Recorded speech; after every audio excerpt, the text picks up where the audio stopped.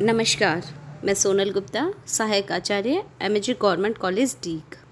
आज हम अभिज्ञान शाकुंतलम से संबंधित कुछ महत्वपूर्ण प्रश्नों का अध्ययन करेंगे। विधाता की पहली रचना क्या है? विधाता की पहली रचना जल है। हवन की गई सामग्री को देवताओं तक कौन ले जाती है?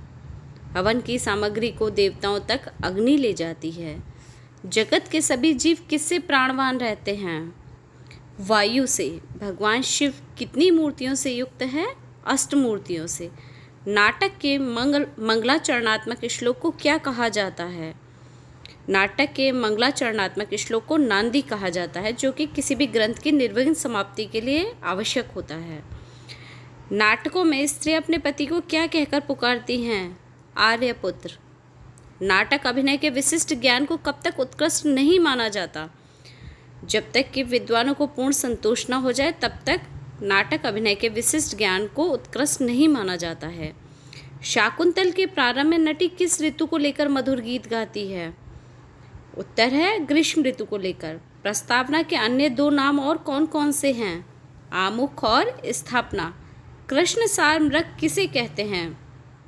एक विशेष प्रकार के काले और चितकबरे हिरण को कृष्णसार कहते हैं। पिनाकिनम शब्द से किसका अर्थ बोध होता है? पिनाकिनम शब्द भगवान शिव के अर्थ का बोध कराता है। तपोवन में किस वेश में प्रवेश करना चाहिए? तपोवन में हमेशा नम्र वेश में प्रवेश करना चाहिए। कण्व आश्रम में प्रवेश करते समय राजा की कौन सी भुजा फड़कती है? दक्षिण अर्थात दाहिनी भुजा। शकुंतला ने नवमल्लिका लता का क्या नाम रखा था? वन ज्योत्सना अर्थात वन की चांदनी। सहकार किस वृक्ष का नाम है? आम्र वृक्ष का।